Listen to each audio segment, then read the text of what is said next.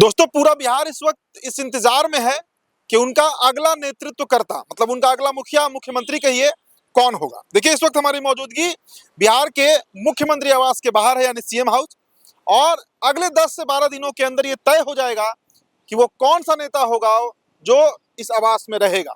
नीतीश कुमार को यह आवास खाली करना पड़ेगा क्योंकि जो तारीख मुकर्रर की गई है 10 से 12 अप्रैल के बीच नीतीश कुमार का इस्तीफा होगा और उसके पहले उनका राज्यसभा का जो शपथ होता है वो हो जाएगा। तो बिहार का अगला मुख्यमंत्री कौन होगा, देखिए तरह तरह के कयास, तरह तरह की चर्चाएं इस वक्त आपको सोशल मीडिया से लेकर नेशनल प्लेटफॉर्म तक पर दिख रहा होगा।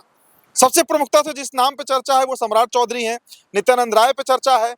चर्चा तो नितिन नवीन पर भी हो रही थी, लेकिन नितिन नवीन चूंकि अब राज्यसभा जा रहे हैं, उन्होंने बांकीपुर सीट से इस्तीफा कर दिया, तो उनका नाम जो है उस रेस से बाहर हो गया। दोस्तों इस वीडियो में हम जिस नाम पे चर्चा करेंगे वो नाम एक ऐसा नाम है जिस जाति से वो नेता आते हैं उनकी आबादी बिहार में महज 0.36%, मतलब 4,80,000 के आसपास। 13 करोड़ बिहार की आबादी है और उसमें मात्र 4.25 लाख, आप कह लीजिए 4,80,000 उनके जाति की आबादी है तो वो सवर्ण समाज से।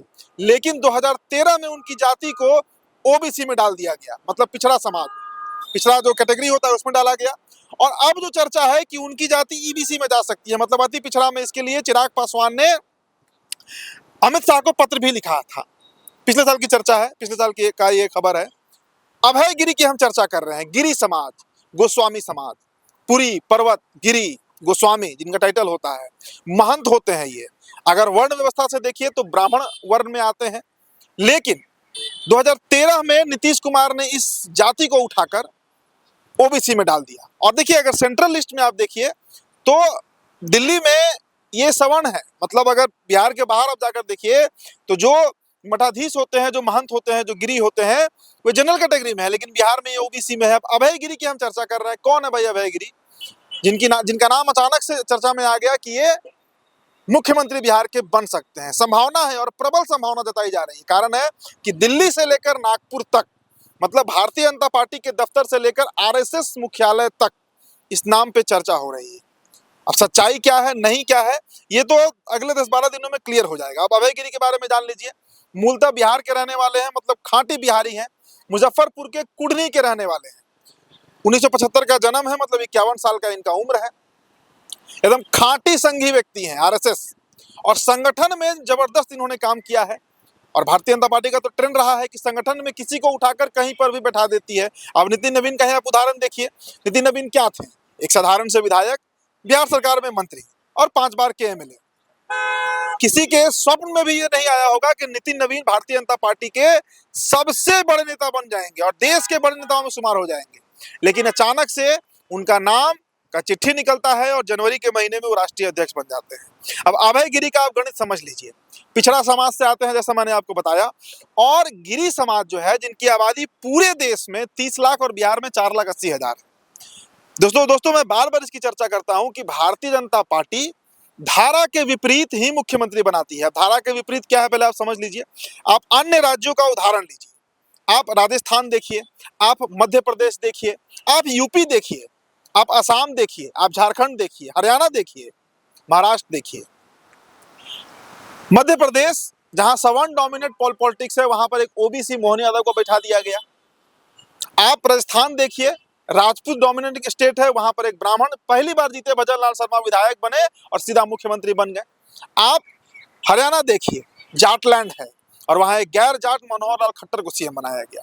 आप झारखंड देखिए, आदिवासी डोमिनेंट स्टेट रहा है, लेकिन वहां जब भारतीय जनता पार्टी को मौका मिला तो रघुवर दास को बैठाया गया जो गैर आदिवासी है। तो ये ट्रेंड आप समझिए। महाराष्ट्र देखिए, मराठी पॉलिटिक्स डोमिनेट है, वहां एक ब्राह्मण को बैठा दिया गया। तो वैसी जाति जो पॉलिटिकली कमजोर नहीं है लेकिन आबादी के तौर पर कमजोर है, वैसे जाति को ही नेतृत्व अमित शाह हमेशा देते आए हैं। और जिन राज्यों में उन्होंने मतलब मजबूत पॉलिटिकल जातियों को नेतृत्व दिया, वहां क्या हुआ, उदाहरण के तौर पर कर्नाटक देख लीजिए, येदियुरप्पा बार्गेन करने लगे सेंटर से। वसुंधरा राजे याद कर लीजिए, राजस्थान पानी पिला दिए थे अमित शाह को। गुजरात देखिए, नितिन पटेल का नाम फाइनल हो गया था और बना कौन? विजय रूपाणी, जो जैन समाज से आते हैं, जिसकी आबादी पूरे गुजरात में 0.6% है। तो ये ट्रेंड है भारतीय जनता पार्टी का। तो वैसी जाति से नेता चुनकर निकाले जाते हैं जो जाति का जनाधार नहीं खड़ा हो, जिस जाति का कोई ऐसा नेता ना खड़ा हो जाए जो अपनी पार्टी बना ले या दिल्ली से बार्गेन करना शुरू कर दे। ये ट्रेंड है। मैं अलग अलग राज्यों के उदाहरण से आपको बता रहा हूं। तो क्या जिस नाम पे चर्चा है, अभय गिरी समुदाय से आते हैं, क्या वो बिहार के अगले मुख्यमंत्री बनने जा रहे हैं? और जिन लोगों को लगता है, देखिए दोस्तों, मैं बार बार वीडियो में चर्चा करता हूं कि सम्राट चौधरी सबसे अंतिम विकल्प होंगे अमित शाह के लिए, जो वो बिहार के मुख्यमंत्री बने। पहले फैक्टर, ना तो वो संघ बैकग्राउंड से हैं, ना ही एबीवीपी बैकग्राउंड से हैं। आप किसी भी राज्य के मुख्यमंत्री को उठाकर देखिए, या तो उनका संघ पृष्ठभूमि है या वो अखिल भारतीय विद्यार्थी परिषद राजनीति में आए हैं। दूसरा मसला ये है, क्रेडेंशियल का सवाल होता है कि वो नेता जो मुख्यमंत्री बनेगा वो कितना विश्वास पात्र है अमित शाह का या नरेंद्र मोदी का या आरएसएस का, एक तरीके से कहिए। अब इस गुणागणित से भी समझिए कि सम्राट चौधरी उस पर भी फिट नहीं बैठते हैं। तीसरा जो फैक्टर है सम्राट चौधरी के साथ, कि जिस जाति विशेष से आते हैं वो जाति पॉलिटिकली बड़ी एक्टिव है, पॉलिटिकली मिलिटेंट कास्ट है। तो उस गुणागणित से भी मैंने क्या कहा कि सबसे अंतिम विकल्प होंगे सम्राट चौधरी अगर उन्हें मुख्यमंत्री अमित शाह बनाते हैं। कई विकल्प हैं, लेकिन सबसे अंतिम विकल्प सम्राट चौधरी ही होंगे। और भी कई नामों पर चर्चा है, लेकिन अभय गिरी का नाम पिछले 24 घंटों से अचानक से सोशल मीडिया पर दिख रहा है, तरह तरह के अलग अलग प्लेटफॉर्म पर देखने को मिल रहा है।